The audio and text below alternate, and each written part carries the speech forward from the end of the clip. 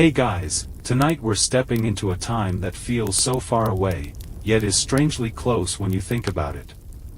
Imagine the quiet streets of a medieval town.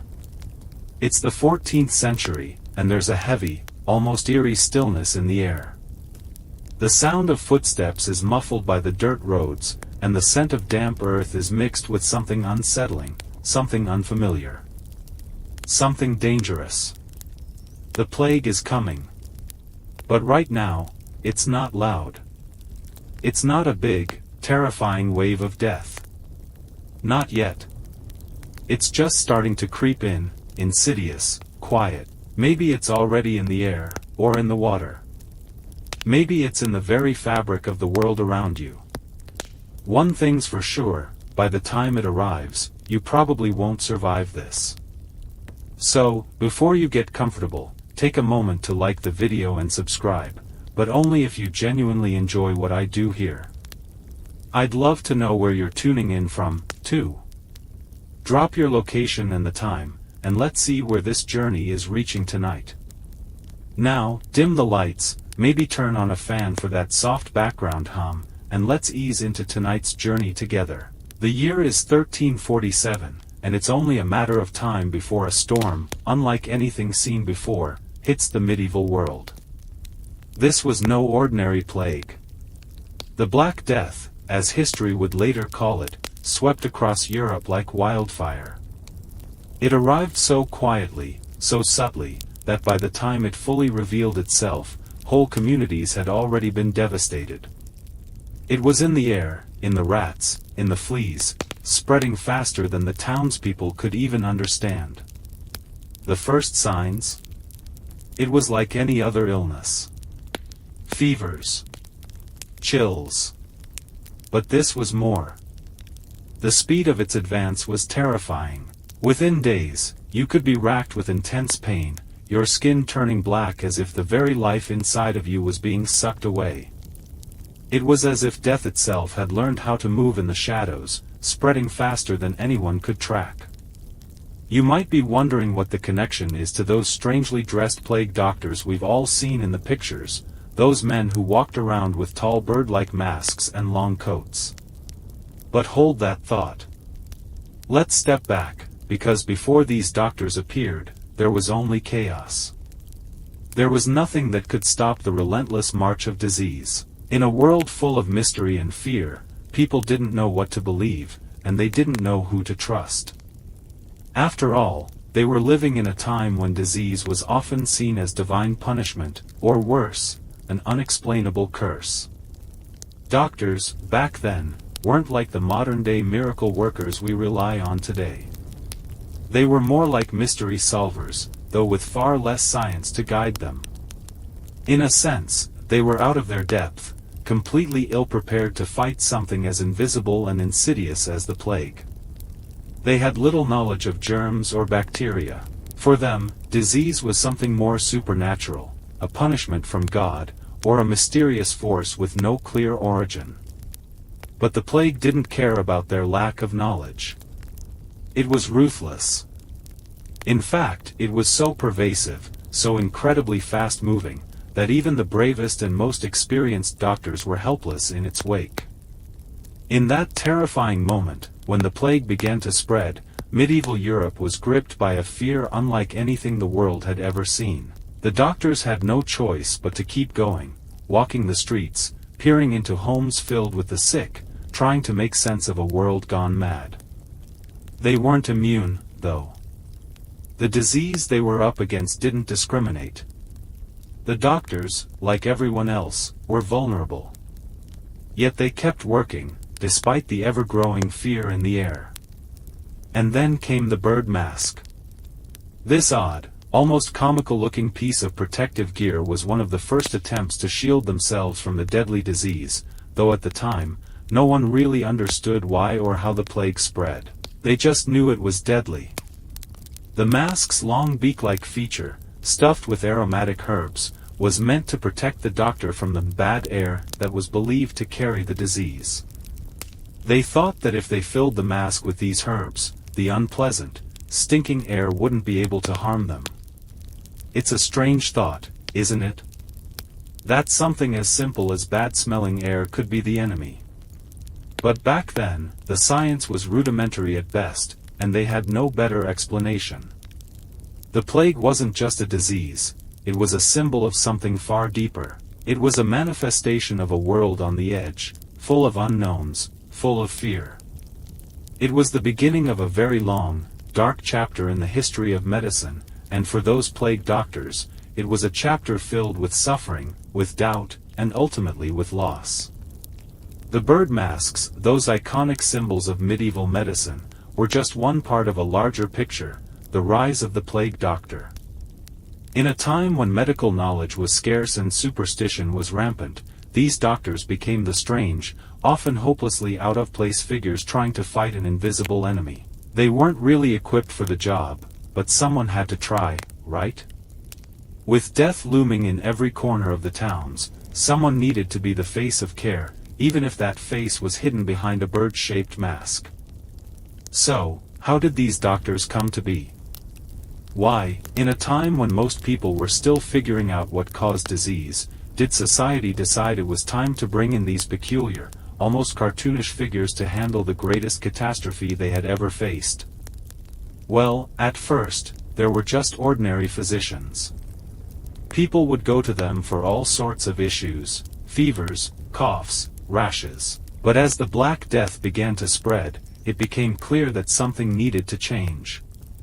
The existing medical professionals were quickly overwhelmed by the sheer number of infected. They weren't equipped to handle a pandemic, not by a long shot. The need for specialized care became critical, and soon, in an effort to curb the infection and treat the sick, towns began hiring what were called plague doctors. The plague doctor's job wasn't glamorous. Not by any stretch.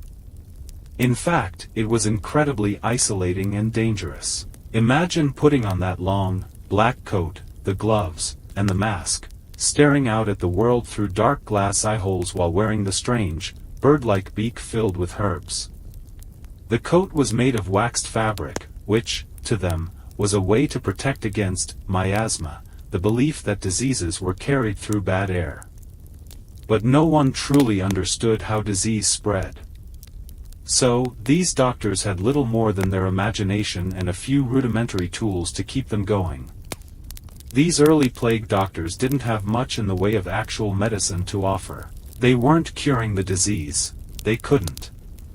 Their primary role, tragically, was to give the appearance of control, to offer some semblance of order during a time of widespread panic.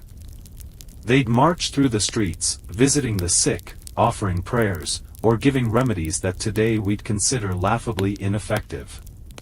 Some of the cures included bloodletting, which, instead of helping, likely made the patient weaker. But, given the options at the time, who could blame them for trying anything? The most bizarre thing about their appearance, the bird mask, actually had a practical, albeit misguided, purpose. It was designed to keep bad air away from the doctor's face, and it was filled with sweet-smelling herbs, like mint, lavender, or even spices like cloves and cinnamon.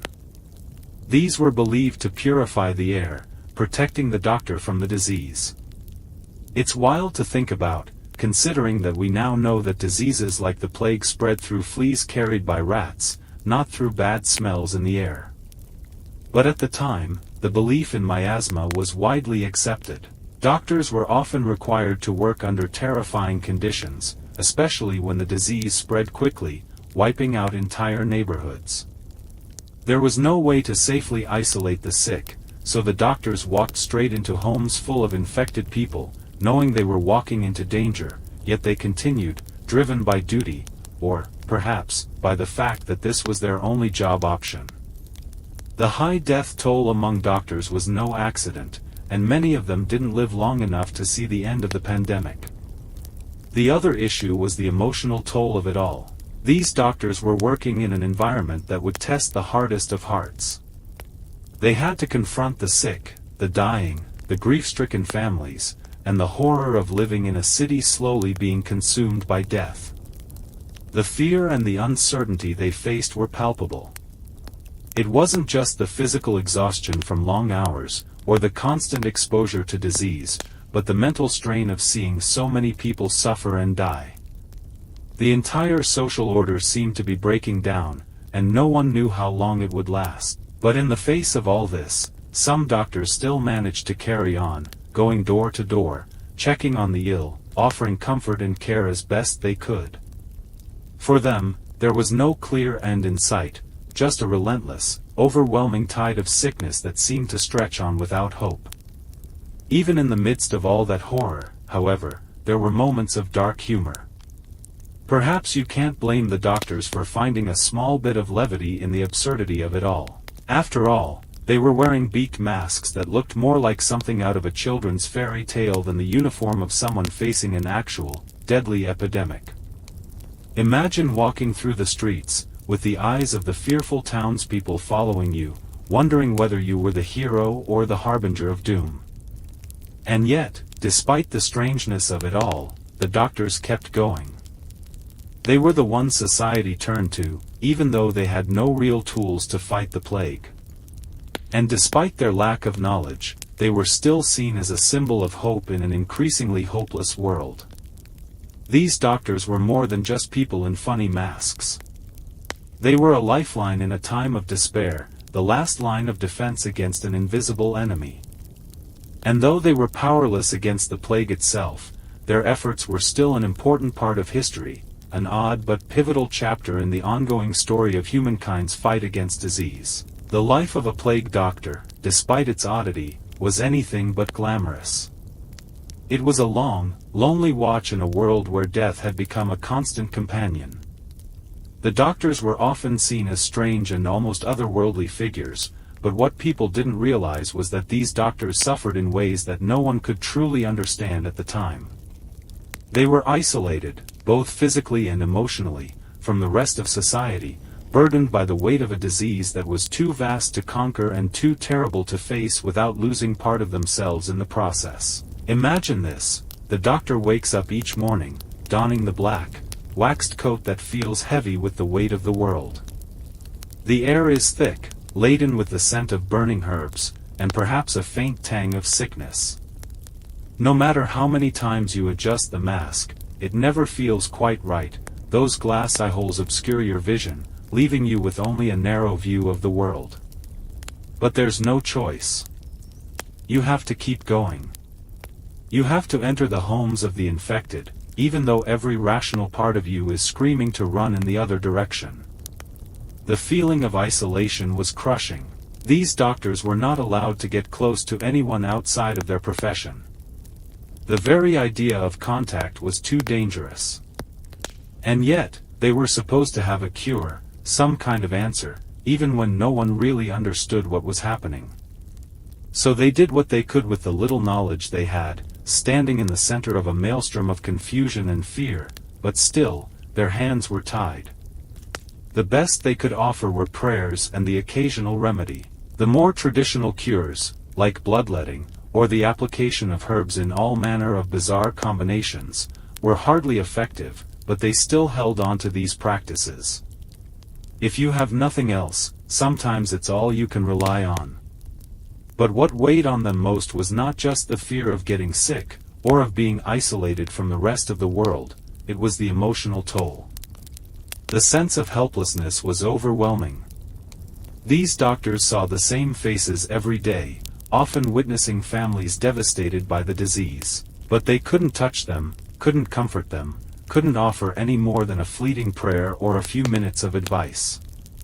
The endless suffering, day after day, wore them down. It would be hard to keep your spirits up when every time you went into a house, you didn't know if you'd be the one walking out. The constant exposure to death was unbearable. And yet, they soldiered on. These doctors often worked in relative isolation, and though their work was critical, they were still social outcasts, feared almost as much as the disease itself. Why? Because people feared contagion, and because the doctors often didn't survive their long days. The very act of being a plague doctor meant that you were constantly exposed to the worst of humanity's suffering, but you were also separated from the community that once offered some comfort. At the time, the act of healing was a solitary, grim responsibility. They might have been offering care, but they were also suffering silently, bearing a burden no one could see. It's a bit surreal, isn't it, to imagine that, in a time of such horrific disease, the people trying to help were seen with suspicion. A doctor was just as likely to be blamed for bringing the plague as for curing it. The medieval world was full of so many competing ideas about disease that it became hard to know who to trust. The plague doctors, with their strange garb and foreign methods, were just as much a symbol of fear and mystery as they were of healing. One of the strangest things about the job was the profound loneliness that came with it. The doctors didn't work with teams. Instead, they wandered from house to house, each step more draining than the last. The isolation from others was the real danger for these doctors, not just the fear of the disease. They walked through their lives without close contact, without emotional connection. And as the days turned into weeks, and then months, they became witnesses to the slow unraveling of the communities they were trying to save. Everyone they knew was either dying or too afraid to get close. You can imagine, perhaps, that in such a time, there would be very few places left for hope to grow. And yet, somehow, some of the doctors managed to maintain a sense of purpose. They didn't give up, even though it seemed like the end was inevitable. It was a combination of necessity and stubborn willpower, an almost heroic level of endurance in the face of overwhelming odds. They had to keep moving forward, despite the darkness that seemed to be closing in on all sides. But these doctors were not merely medical professionals, they were also symbols of the fear that gripped the medieval world. They represented both hope and despair. Hope, because they were there, trying to help, trying to understand and stem the tide of death. But despair, because they were powerless. They were caught in the same web of disease that everyone else was. The doctors were simply the faces of the inevitable. In the grand scheme of history, their role would be one of tragedy. They weren't able to stop the plague, they didn't even have the means to effectively combat it. But they were there, and their presence in those dark times served as a reminder of human perseverance. They were the ones who tried, even when there was little to hope for. And their story, though a sad one, has become one of the most enduring symbols of the medieval fight against disease.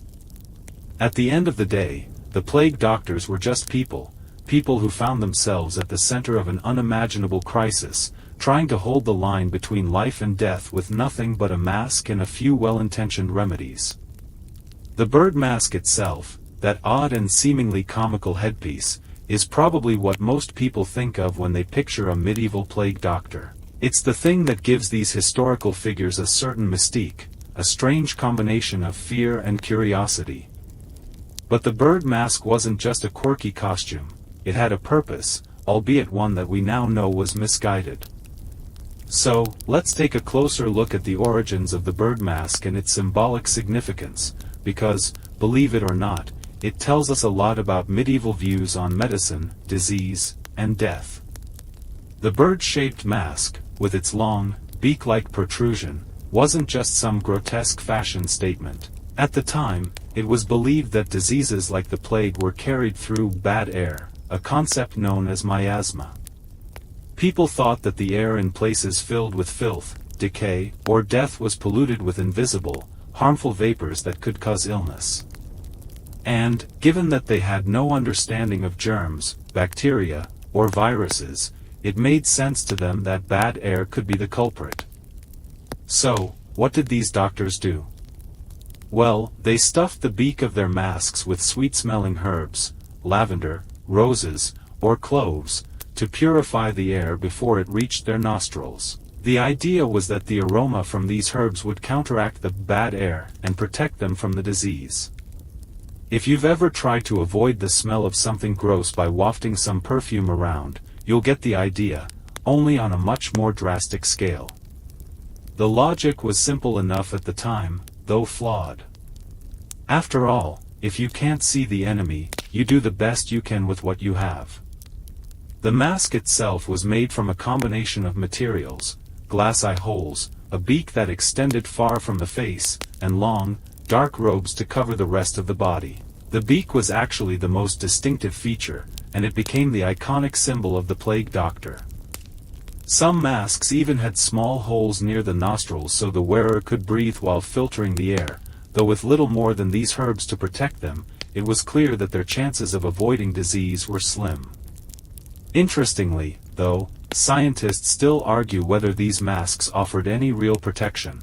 Some historians believe the herbs might have had a psychological effect, reassuring both the doctors and the people they treated that they were doing something to fight the disease, even if it wasn't working in the scientific sense. Others suggest that the long beaks and robes were designed less to protect the wearer from the plague and more to prevent them from coming into contact with infected fluids and bodily fluids. It's a curious thing to consider. Even in the 14th century, people were instinctively trying to avoid contact, but without the medical understanding we have today, they just didn't know how to manage it. While the bird mask had its practical reasons, it also became a symbol of authority. The very sight of the mask, with its long beak and ominous presence, was enough to signal that the doctor held a level of responsibility and power in a time of great fear. If you saw someone wearing one of these masks coming toward you, it wasn't just an ordinary doctor, it was a plague doctor, a figure associated with the grim task of facing the plague head-on. They were the ones society turned to, even though they had no real tools to fight the plague. And despite their lack of knowledge, they were still seen as a symbol of hope in an increasingly hopeless world. These doctors were more than just people in funny masks. They were a lifeline in a time of despair, the last line of defense against an invisible enemy. And though they were powerless against the plague itself, their efforts were still an important part of history, an odd but pivotal chapter in the ongoing story of humankind's fight against disease. The life of a plague doctor, despite its oddity, was anything but glamorous. It was a long, lonely watch in a world where death had become a constant companion. The doctors were often seen as strange and almost otherworldly figures, but what people didn't realize was that these doctors suffered in ways that no one could truly understand at the time. They were isolated, both physically and emotionally, from the rest of society, burdened by the weight of a disease that was too vast to conquer and too terrible to face without losing part of themselves in the process. Imagine this: the doctor wakes up each morning, donning the black, waxed coat that feels heavy with the weight of the world. The air is thick, laden with the scent of burning herbs, and perhaps a faint tang of sickness. No matter how many times you adjust the mask, it never feels quite right. Those glass eye holes obscure your vision, leaving you with only a narrow view of the world. But there's no choice. You have to keep going. You have to enter the homes of the infected, even though every rational part of you is screaming to run in the other direction. The feeling of isolation was crushing. These doctors were not allowed to get close to anyone outside of their profession. The very idea of contact was too dangerous. And yet, they were supposed to have a cure, some kind of answer, even when no one really understood what was happening. So they did what they could with the little knowledge they had, standing in the center of a maelstrom of confusion and fear, but still, their hands were tied. The best they could offer were prayers and the occasional remedy. The more traditional cures, like bloodletting, or the application of herbs in all manner of bizarre combinations, were hardly effective, but they still held on to these practices. If you have nothing else, sometimes it's all you can rely on. But what weighed on them most was not just the fear of getting sick, or of being isolated from the rest of the world, it was the emotional toll. The sense of helplessness was overwhelming. These doctors saw the same faces every day, often witnessing families devastated by the disease. But they couldn't touch them, couldn't comfort them, couldn't offer any more than a fleeting prayer or a few minutes of advice. The endless suffering, day after day, wore them down. It would be hard to keep your spirits up when every time you went into a house, you didn't know if you'd be the one walking out. The constant exposure to death was unbearable. And yet, they soldiered on. These doctors often worked in relative isolation, and though their work was critical, they were still social outcasts, feared almost as much as the disease itself. Why? Because people feared contagion, and because the doctors often didn't survive their long days. The very act of being a plague doctor meant that you were constantly exposed to the worst of humanity's suffering, but you were also separated from the community that once offered some comfort. At the time, the act of healing was a solitary, grim responsibility. They might have been offering care, but they were also suffering silently, bearing a burden no one could see. It's a bit surreal, isn't it, to imagine that, in a time of such horrific disease, the people trying to help were seen with suspicion. A doctor was just as likely to be blamed for bringing the plague as for curing it. The medieval world was full of so many competing ideas about disease that it became hard to know who to trust. The plague doctors, with their strange garb and foreign methods, were just as much a symbol of fear and mystery as they were of healing. One of the strangest things about the job was the profound loneliness that came with it. The doctors didn't work with teams. Instead, they wandered from house to house, each step more draining than the last. The isolation from others was the real danger for these doctors, not just the fear of the disease. They walked through their lives without close contact, without emotional connection. And as the days turned into weeks, and then months, they became witnesses to the slow unraveling of the communities they were trying to save. Everyone they knew was either dying or too afraid to get close. You can imagine, perhaps, that in such a time, there would be very few places left for hope to grow. And yet, somehow, some of the doctors managed to maintain a sense of purpose. They didn't give up, even though it seemed like the end was inevitable. It was a combination of necessity and stubborn willpower, an almost heroic level of endurance in the face of overwhelming odds. They had to keep moving forward, despite the darkness that seemed to be closing in on all sides. But these doctors were not merely medical professionals, they were also symbols of the fear that gripped the medieval world. They represented both hope and despair. Hope, because they were there, trying to help, trying to understand and stem the tide of death. But despair, because they were powerless. They were caught in the same web of disease that everyone else was. The doctors were simply the faces of the inevitable. In the grand scheme of history, their role would be one of tragedy. They weren't able to stop the plague, they didn't even have the means to effectively combat it. But they were there, and their presence in those dark times served as a reminder of human perseverance. They were the ones who tried, even when there was little to hope for. And their story, though a sad one, has become one of the most enduring symbols of the medieval fight against disease. At the end of the day, the plague doctors were just people who found themselves at the center of an unimaginable crisis, trying to hold the line between life and death with nothing but a mask and a few well-intentioned remedies. The bird mask itself, that odd and seemingly comical headpiece, is probably what most people think of when they picture a medieval plague doctor. It's the thing that gives these historical figures a certain mystique, a strange combination of fear and curiosity. But the bird mask wasn't just a quirky costume, it had a purpose, albeit one that we now know was misguided. So, let's take a closer look at the origins of the bird mask and its symbolic significance, because, believe it or not, it tells us a lot about medieval views on medicine, disease, and death. The bird-shaped mask, with its long, beak-like protrusion, wasn't just some grotesque fashion statement. At the time, it was believed that diseases like the plague were carried through bad air, a concept known as miasma. People thought that the air in places filled with filth, decay, or death was polluted with invisible, harmful vapors that could cause illness. And, given that they had no understanding of germs, bacteria, or viruses, it made sense to them that bad air could be the culprit. So, what did these doctors do? Well, they stuffed the beak of their masks with sweet-smelling herbs, lavender, roses, or cloves, to purify the air before it reached their nostrils. The idea was that the aroma from these herbs would counteract the bad air and protect them from the disease. If you've ever tried to avoid the smell of something gross by wafting some perfume around, you'll get the idea, only on a much more drastic scale.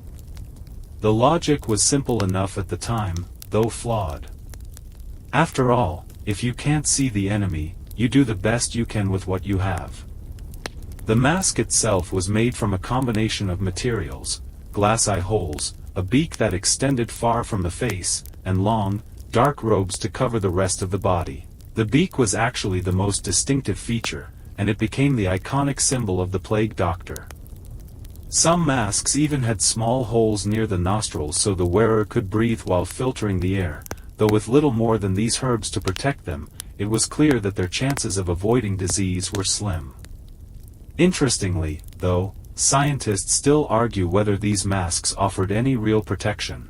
Some historians believe the herbs might have had a psychological effect, reassuring both the doctors and the people they treated that they were doing something to fight the disease, even if it wasn't working in the scientific sense.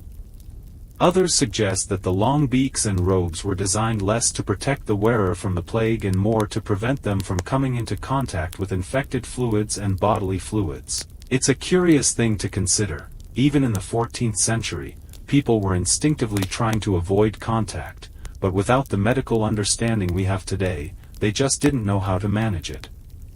While the bird mask had its practical reasons, it also became a symbol of authority. The very sight of the mask, with its long beak and ominous presence, was enough to signal that the doctor held a level of responsibility and power in a time of great fear. If you saw someone wearing one of these masks coming toward you, it wasn't just an ordinary doctor, it was a plague doctor, a figure associated with the grim task of facing the plague head-on. As the Black Death moved its relentless way through Europe, it wasn't just the physical devastation that people had to endure. The emotional toll was just as heavy, perhaps even more so for those who lived through it. Imagine the sensation of waking up every day, knowing that another plague victim might fall, that the community you've known for years might suddenly disappear into the darkness of sickness. The very concept of family, of safety, was being torn apart. And yet, the plague doctors continued their work in the midst of it all. But there's something we need to understand more clearly: the methods they employed were far from perfect. They were based on theory, superstition, and a deep, desperate need to believe that they could protect people from the invisible horror that surrounded them.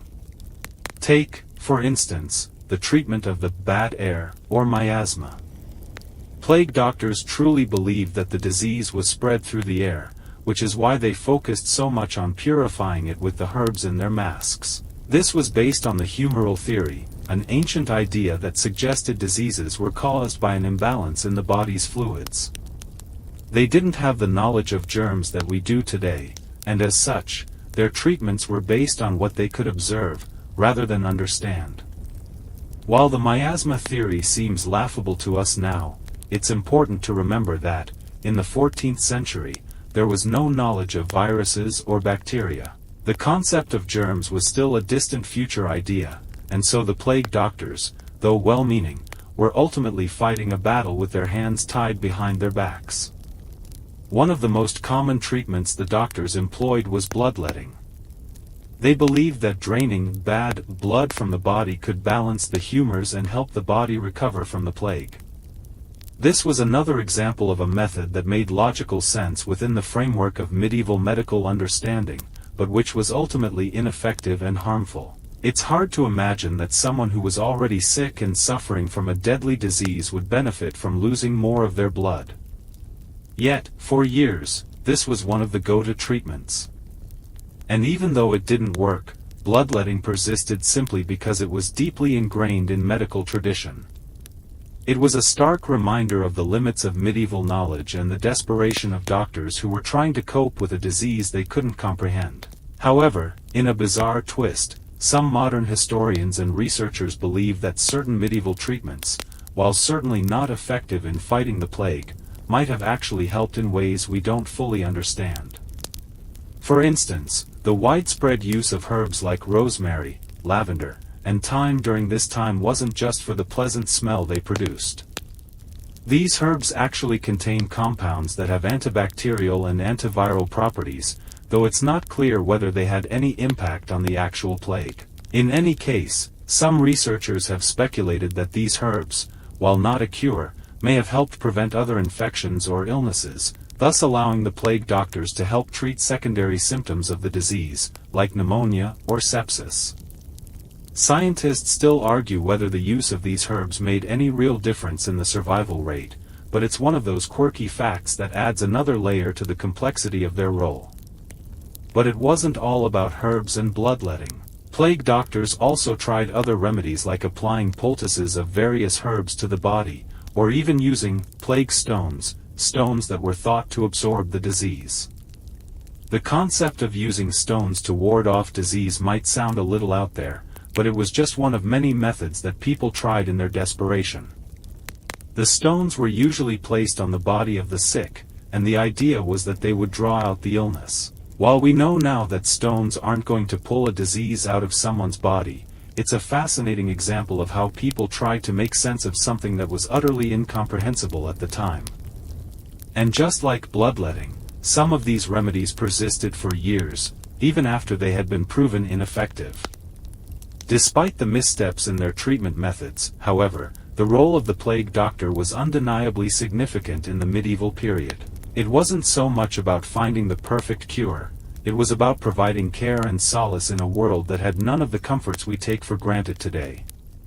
Plague doctors were, in a sense, the unsung heroes of a lost age. They didn't have the tools we have now, nor the knowledge, but they did have a strong sense of duty, an understanding that the plague would not wait for anyone to be ready.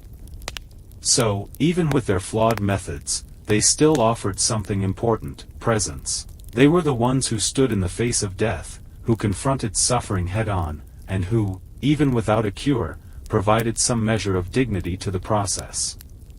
And then, there were the wider societal implications. The plague not only decimated the population, it changed the entire structure of European society. After the first wave of the Black Death had passed, many towns and cities were left reeling.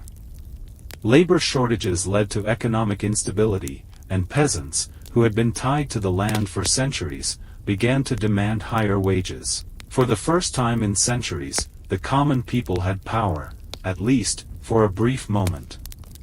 Many medieval towns saw uprisings or revolts as peasants fought for better conditions, for a life that could offer something more than mere survival. This social upheaval was an unexpected consequence of the Black Death and reflected the deep changes that were occurring not just in medicine, but in every corner of society. The medical community itself was also impacted.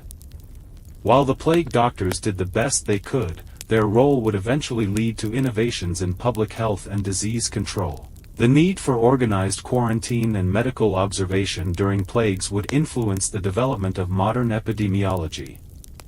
It's a fascinating thought: these doctors, armed with little more than herbal remedies and guesswork, unwittingly laid some of the groundwork for the scientific understanding of disease that would come centuries later.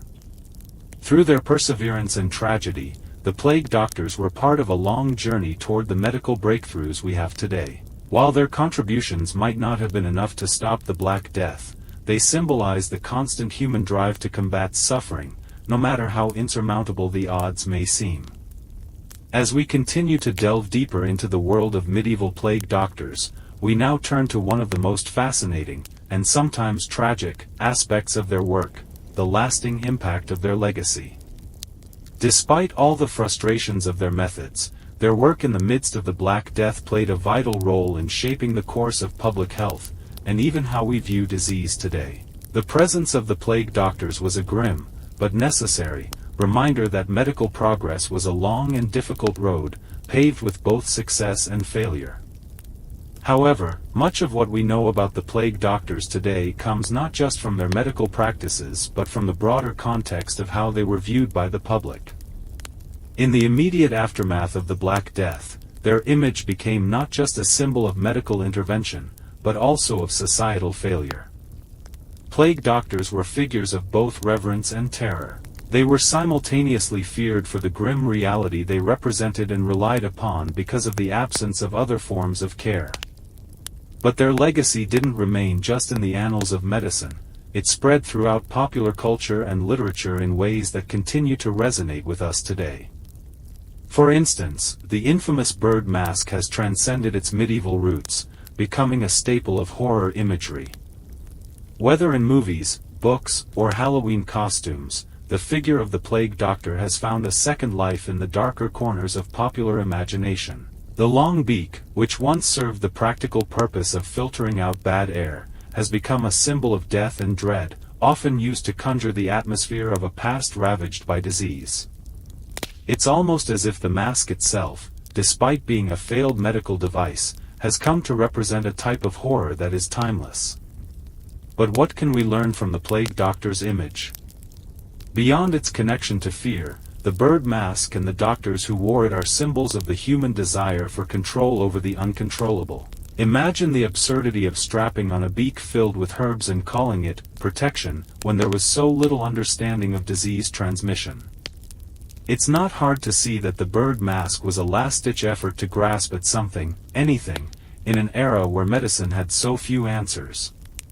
But it also represents the incredible resilience of humanity. We look back at these doctors, these figures shrouded in mystery, and recognize a universal truth. When faced with death, the response is often to try anything, to fight with what you have, even if it's not enough. And yet, despite the eerie and sometimes comical appearance of the plague doctor, their presence in European history cannot be diminished. Their efforts laid the foundation for modern medicine, though it may have taken centuries to evolve. After all, science is rarely a straight line from ignorance to enlightenment. It's a winding road filled with missteps, wrong turns, and discoveries along the way. The medical community's attempt to understand and control disease in the 14th century wasn't just an expression of medieval ignorance, it was a critical part of the process that ultimately led to the advances we enjoy today. But there's also something else to consider. The image of the plague doctor also invites us to examine our own responses to illness and pandemics. When we look at the Black Death, we might find ourselves shaking our heads at the mistakes made by doctors, but we also have to ask, what mistakes are we making now, in our own time? During the COVID-19 pandemic, for example, we saw how fear and misinformation spread as rapidly as the virus itself. Medical professionals and governments struggled to find the best ways to contain the disease. And while our scientific knowledge is exponentially greater than it was in the medieval era, we still had to grapple with unknowns, confusion, and frustration in the face of something invisible. History, in this sense, is cyclical. People in every era, in one way or another, must confront the same fundamental challenge: how do we respond to something we don't fully understand? The plague doctors were the pioneers of a field that would evolve into modern epidemiology. Their trials, even in their failure, helped shape the way we think about disease prevention today. The use of quarantine, which became common practice during the plague, is a direct ancestor of the methods employed during global health crises like the 2003 SARS outbreak and the COVID-19 pandemic. And, in a more general sense, the work of plague doctors sparked the idea of organized, systemic medical care for entire populations, an idea that led to the development of public health infrastructure in many countries. One might even say that the plague doctors were the first public health officials, charged not just with diagnosing and treating diseases but with protecting the public from contagion. And while their treatments were laughable by today's standards, their efforts to keep the disease from spreading, through quarantine, isolation, and even rudimentary sanitation, were steps in the right direction.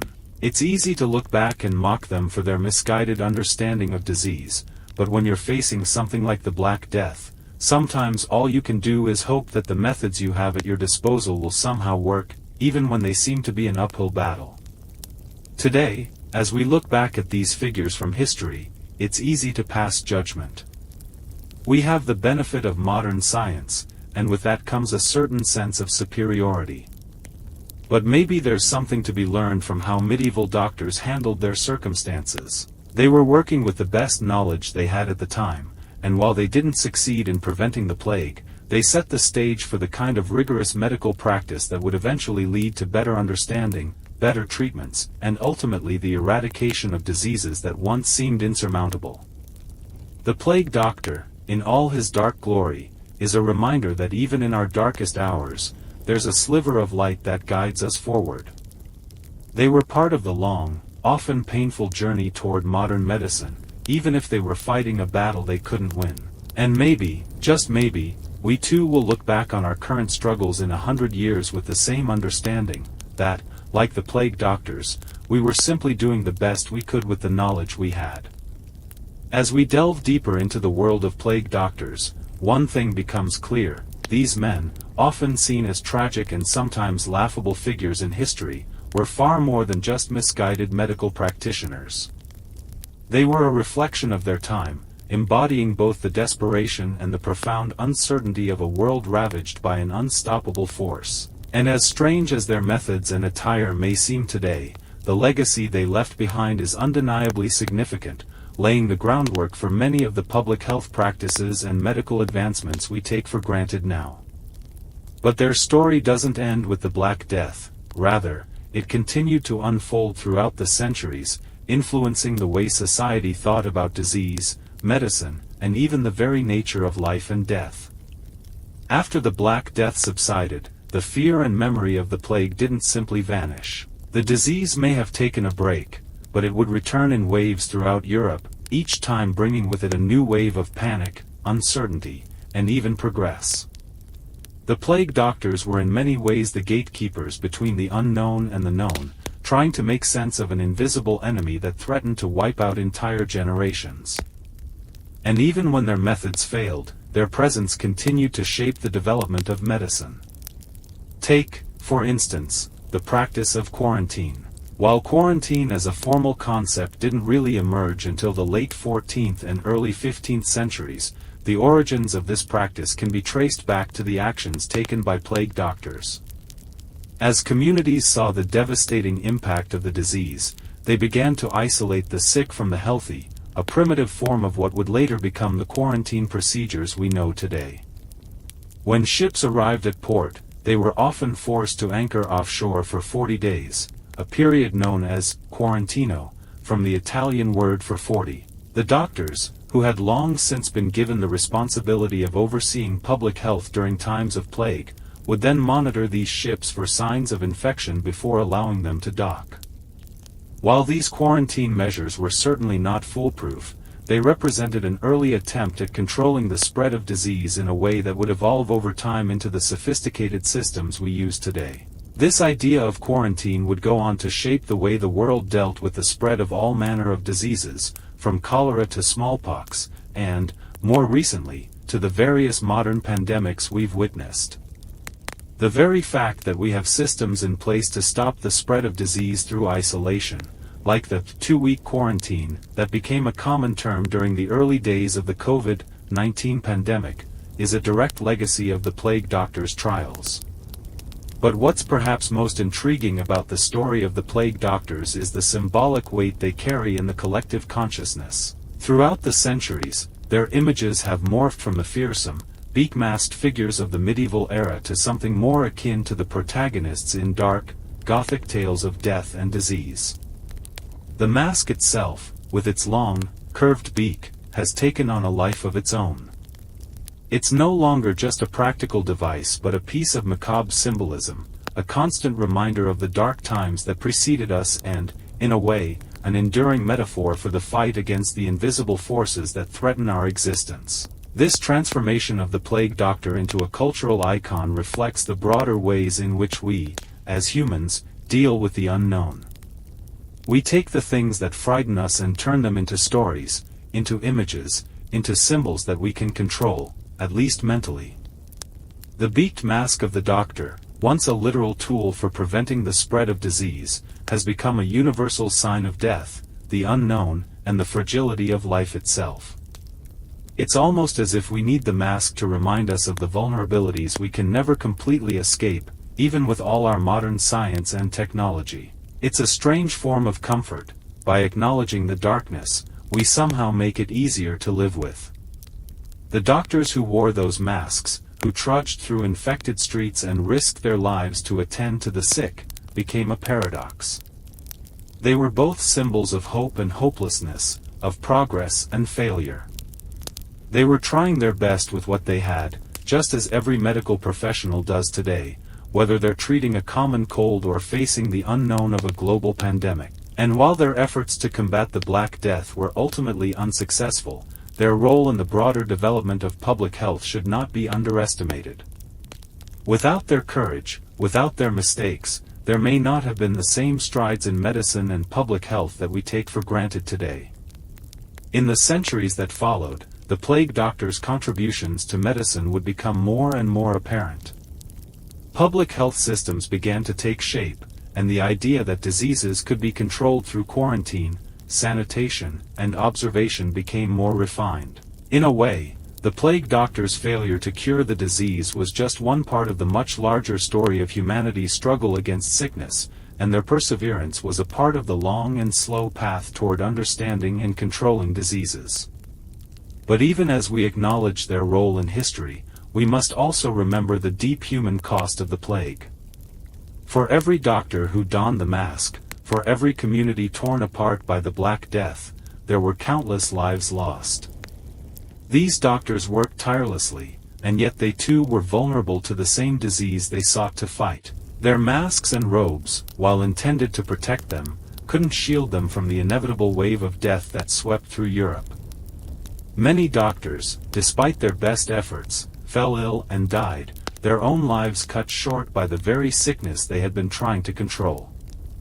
And so, as we reflect on the role of the plague doctors in history, it's important to remember that their legacy is not just one of failure or fear. It's one of resilience and perseverance. It's a story of people doing the best they could in a time of overwhelming uncertainty and terror. And even though their methods were flawed, their efforts paved the way for the better understanding of disease that would come in the centuries to follow. The world of the plague doctors isn't just a tale of medicine, but also of profound societal shifts. Their presence, their work, and their image left an indelible mark on the collective psyche of medieval Europe. The Black Death, more than just a devastating epidemic, sparked a transformation in how communities viewed life, death, and the role of medical professionals in society. As the years passed and Europe slowly recovered from the devastation, the legacy of the plague doctors began to take on a deeper significance, one that would influence how future generations approached the concept of public health, medicine, and even social order. In the aftermath of the Black Death, society itself began to reorganize. The labor shortage, caused by the staggering death toll, forced the economic structure to adapt. Farmers, laborers, and artisans who survived found themselves in a better bargaining position, demanding higher wages and improved living conditions. The feudal system, which had held Europe in a rigid social structure for centuries, began to break down. While the plague doctors were dealing with the immediate health crisis, the people who lived through the plague began to rethink their relationship with power, authority, and class. The effects of the Black Death on the social fabric were profound, as entire towns, villages, and cities were forever changed. But what does this have to do with the plague doctors? Well, the doctors themselves were part of this wider transformation. In many ways, they were both products of and participants in a society that was grappling with massive upheaval. On one hand, they were symbols of authority. They were trained professionals, armed with what knowledge and resources they had, serving the state and the church. Their role, while essential during the plague, was also one that marked them as outsiders, strange, even eerie figures who were both trusted and feared. In contrast, the common people, in their grief and uncertainty, were searching for answers in different ways. For centuries, religious explanations had dominated, and many believed that the plague was a divine punishment. As society recovered, a new wave of skepticism and questioning began to take root. People no longer looked to the church as the sole authority on life and death. Instead, There was a growing recognition that maybe it wasn't divine wrath, but rather the invisible forces of disease, that caused so much suffering.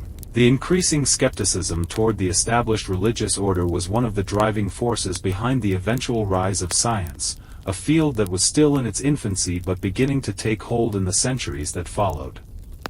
In this context, the plague doctors were not only grappling with disease, but also with their place in this evolving society. They were among the first to perform a kind of proto-scientific work. Though their understanding of disease was limited, their methods, while crude, were some of the first attempts to approach sickness with a rational, systematic mindset. The idea of quarantine, the rudimentary attempts at sterilization, and the effort to isolate the infected were all early precursors to the medical practices that would eventually evolve into the modern field of epidemiology. Their failures were as crucial as their successes, as they helped lay the groundwork for the scientific method to be applied to medicine in a more organized, systematic way. It's also worth noting that, despite their failure to cure the plague, many of the plague doctors, through their persistence, contributed to the development of early public health measures. They recognized the importance of separating the healthy from the sick, an idea that would eventually lead to more refined methods of controlling contagious diseases. The very idea of germ theory, which would be developed centuries later by pioneers like Louis Pasteur and Robert Koch, had its roots in the primitive attempts at understanding contagion by doctors during the plague. They were the first to observe that disease spread through close contact, though they didn't yet understand the microscopic nature of the agents responsible. But for all their contributions, the plague doctors were, in the eyes of many, still seen as figures of fear and mystery. Their costumes, which included the beaked masks, long robes, and gloves, became symbols of death itself. And yet, these same symbols also reflected the distance they had to maintain from the suffering around them. The doctors themselves were not immune to the disease, and many perished in their attempts to care for the sick. The costume, with its elaborate layers, was as much a way to protect the wearer from the disease as it was a symbol of separation from the community they served, as well as separation from the suffering and pain they couldn't truly cure. But it wasn't just the physical separation that defined the relationship between the plague doctor and the people they treated. There was an emotional distance too. The sheer scale of the epidemic meant that the doctors often had to attend to numerous patients at once, and their efforts were spread thin. Many of the sick died alone, without the comforting presence of family members, as entire families were wiped out by the disease. The plague doctors, for all their training, were often powerless to stop the inevitable. And yet, in many ways, they embodied the tragedy of the times, doctors who could not heal, yet who still had to confront the suffering head-on, day after day. As the centuries passed, the image of the plague doctor, with its sinister beak and heavy robes, continued to evoke a sense of mystery and dread. It became part of the folklore, a symbol of the horrors that medieval Europe endured. The mask, still iconic today, remains a symbol of death and pestilence, even as it becomes a haunting reminder of humanity's ongoing struggle with disease and suffering. Over time, the image of the doctor has been transformed, becoming an emblem of something deeper, the human will to fight, even when we have no idea whether we'll win. It serves as a reminder of the thin line between life and death, and how often our fate is shaped by forces far beyond our control. The plague doctors may have failed in their most immediate mission, but their legacy endures. Their efforts, though flawed, contributed to the ongoing search for understanding, knowledge, and progress in medicine. And while their methods may seem strange or even laughable by today's standards, they were a necessary part of a long process that would eventually lead to the scientific breakthroughs we rely on today. So, the next time you see that eerie bird mask, whether in a museum or as part of some Halloween decoration, take a moment to reflect on the long road we've traveled, from the days of plague doctors to our modern understanding of disease. What we know now is the result of countless small steps, taken by people who, like the plague doctors, did their best to fight an unseen enemy. As we reach the final chapter of our journey through the plague doctor's world, it's time to reflect on the broader picture, how their efforts, albeit imperfect, fit into the tapestry of medical history. Their work, misunderstood as it was at the time, was part of a larger, ongoing evolution of medical science and public health that continues to shape the way we deal with diseases today. It's not just about understanding the past, it's about recognizing how history's missteps and successes paved the way for the solutions we have in the present. The plague doctors, with their bird-like masks and mysterious attire, were far from being the heroes we imagine today. They were products of their time, working with limited knowledge and often with the best intentions. But they also marked the first steps toward our understanding of contagion and disease control. The medical field was in its infancy during the Black Death, and it was these very failures that prompted critical thinking and the search for better ways to treat illness and prevent outbreaks. For instance, while the idea of the miasma theory, that disease was spread through foul air, was ultimately proven wrong, it prompted a more rigorous examination of environmental factors in health. The isolation of the sick and the efforts to control public spaces were some of the earliest methods of quarantine, which would eventually evolve into the sophisticated epidemiological strategies we use today. But the true lesson we learn from the plague doctors lies not in their methods, but in their perseverance. Even when they were fully aware that their knowledge was limited, they continued to work. They kept showing up, dressing in their odd attire, trying treatments, and observing the sick, because they knew that their efforts, however futile they might have seemed, were a necessary part of the fight. They were forced to acknowledge the limits of their knowledge, yet they pressed on in the hope that by doing so, they would eventually unlock the mysteries of disease. In a way, their story mirrors the human condition itself. We're all caught in a cycle of learning and unlearning, testing ideas, discarding those that don't work, and holding on to the ones that do.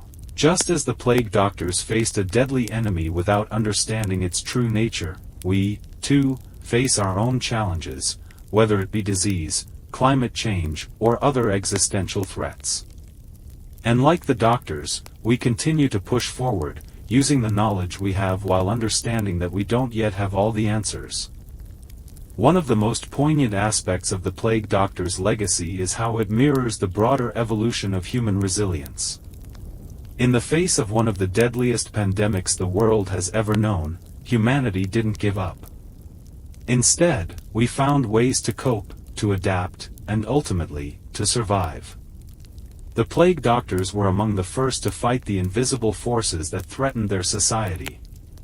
In their fumbling, imperfect way, they were the vanguard of what would eventually become modern epidemiology and public health. And while the doctors of the past may not have had the sophisticated tools we have today, such as vaccines, antibiotics, or even the rudimentary understanding of viruses that we now take for granted, they did have one crucial advantage: the willingness to keep searching for answers. Today, we benefit from the groundwork laid by those earlier pioneers in the field of medicine. And though we've come a long way, the struggles faced by the plague doctors remind us that we are still part of the same ongoing story. We can draw another important lesson from their story: the intersection of science, society, and human nature. The plague doctors were not just medical figures, they were also deeply embedded in the social, political, and cultural fabric of their time. Their work, and the way it was viewed by the public, was shaped by the religious, social, and political forces at play in medieval Europe. The combination of fear, superstition, and medical experimentation created a complex landscape where facts, faith, and authority often collided. And yet, despite the confusion and the misunderstandings, something significant happened. A foundation was laid for the kind of scientific inquiry that would eventually lead to the breakthroughs we now consider basic knowledge. Their failures and missteps did not discredit them, they contributed to a process of trial and error that eventually led to greater understanding. Today, the image of the plague doctor is often reduced to a simple Halloween costume, a symbol of something ancient and eerie. But the truth is far more profound. These doctors were early, if flawed, pioneers of public health, and their efforts played a critical role in shaping how we deal with disease today. They were part of a larger movement that would give rise to modern medicine and epidemiology. And though their methods may seem outdated, their persistence and dedication in the face of overwhelming odds offer a powerful message. Even when the answers are unclear, the search for knowledge must continue. Looking back on this story, we realize that history is not just about the final result, it's about the journey. The plague doctor's journey was one of trial and error, of courage and failure, of pushing forward even when the odds seemed insurmountable. They may not have succeeded in curing the plague, but they succeeded in pushing the boundaries of knowledge forward, in ways they couldn't even imagine. In many ways, the story of the plague doctor is a story that mirrors the human struggle against disease itself. It's a story of persistence, of trying again and again, of learning from mistakes, and ultimately, of moving forward, even when the path ahead is unclear. It's a reminder that progress, whether in medicine or in life, often comes in small steps, through countless failures and triumphs, each contributing to the larger narrative of human resilience. As we close this chapter, remember the strange figures in their beaked masks, roaming the streets of plague-ridden Europe. They may have seemed out of place, even ridiculous at times, but in their hearts, they were no different from the doctors, scientists, and researchers of today. They, too, were doing their best with the knowledge they had. They, too, were part of the long journey toward a better understanding of disease, and in the end, they helped to pave the way for the health systems we rely on today. And, just like the doctors who battled the Black Death, we will continue to face our own challenges, knowing that sometimes, the greatest progress comes from facing those challenges head-on. So, as we continue, the story of the plague doctors unfolds as a sequence of events, not just failures but also significant steps toward understanding disease and how to prevent it. Although many of the methods they used were ineffective and somewhat bizarre, in the context of the 14th century, it was all they had. And with each failed attempt, they laid the groundwork for medical revolutions that much of what we enjoy today in healthcare can trace its roots back to. But the fight against pandemics didn't end there. Even when the plague pandemic subsided, conflicts over ideas and science continued to erupt, pushing doctors, and even ordinary people, out of their comfort zones. The plague doctors were not just strange figures in beaked masks, they were also early proponents of a theory that wasn't widely accepted at the time, the connection between the environment and health. Although the miasma theory was later disproven, the fact that plague doctors recognized environmental factors like polluted air and waste in the city laid the foundation for them to be considered pioneers in public health. One of the noteworthy contributions of the plague doctors was their development of quarantine plans to separate the sick from the healthy. While this method had limited success, it marked an important starting point for building disease control systems that would eventually become essential in public health efforts. And despite the moments of failure, one cannot deny that their experiments helped shape strategies we still use today in managing pandemics. Recall, just a few decades ago, during the outbreak of COVID-19, lockdowns, quarantines, and travel restrictions became primary tools in controlling the spread. Much of these strategies can be traced back to the legacy of plague doctors. Thus, step by step, the plague doctors touched on a larger issue: how to protect public health from threats we cannot see.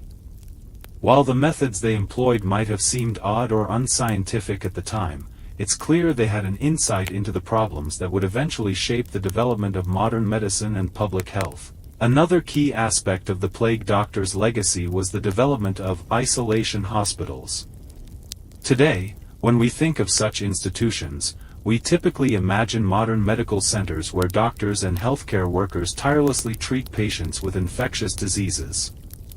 However, in the medieval period, these hospitals were makeshift structures, often built near areas ravaged by plague.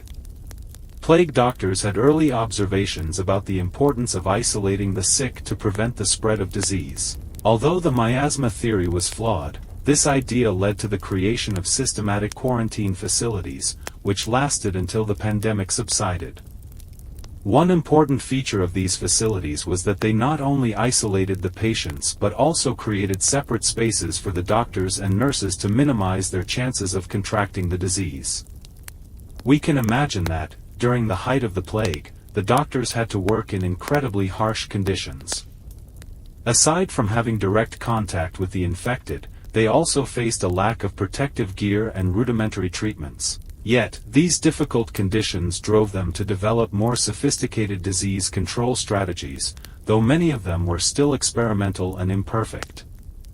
When we think about plague doctors, very few people associate them with revolutionary medical thinking, though in reality, their failures were instrumental in changing the way medical knowledge was viewed in Europe. Alongside these so-called plague doctors, there was also a group of people who were essential in this story: the researchers, clergy, and members of local communities who made invaluable contributions to the early ideas about modern medicine. In particular, some research indicates that local healers may have played a more significant role than we often give them credit for in preventing the spread of the plague. These individuals were often the first to tend to the sick in the early stages of the pandemic and were sometimes the first to implement protective measures for the community before the professional plague doctors arrived. While these healers lacked modern medical knowledge, they did have practical, hands-on knowledge that helped them devise simple treatments and precautionary steps. This story is not just about the plague doctors but also about those who helped shift the way we approach disease and prevention. Their application of experimental treatment methods, even without modern tools, is one of the factors that enabled us to more effectively protect public health in the centuries that followed. All the efforts of the plague doctors, their research, although incomplete and sometimes strange, formed a chain of crucial steps that led to the development of medicine. An undeniable aspect of their legacy is the growth of public health systems after pandemics, the lessons they learned about treating illness in times of crisis. These events didn't just change how we respond to pandemics but also contributed to the fundamental principles of public health. In addition to controlling disease through methods like quarantine, the way plague doctors observed and recorded the progression of the disease in their patients gradually led to an understanding of the cycle and transmission of diseases. Though they couldn't explain it immediately, these records were the beginning of research into disease causality, which became a foundation for modern medicine. It's easy to think of the plague doctors as characters from a bizarre chapter in history, but their efforts were part of an ongoing story of medical progress. Despite their experimental methods, they contributed significantly to the way we approach disease prevention and public health today. And thus, their legacy, despite being rooted in trial and error, remains part of the broader journey of medical development. And now, as the tale of the plague doctors slowly fades into the distance, we can let the quiet settle around us.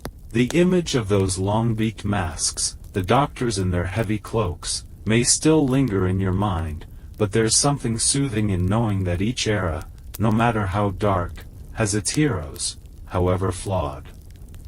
In their attempt to protect life, they unknowingly sparked the very beginnings of what would evolve into modern medicine. As you drift off, let their story remind you that, no matter the size of the challenge, every step forward, no matter how small, is a victory. And that the journey, filled with its lessons and progress, is something to hold on to. Now, as you settle in deeper, feel the comfort of your breath, slow and steady, as it fills the quiet spaces. The world is softer now, a little more peaceful, and it's time to let go of the day. Rest easy, knowing that we're all part of something much larger, just like those medieval doctors, doing our best, even when we can't see all the answers. Sweet dreams.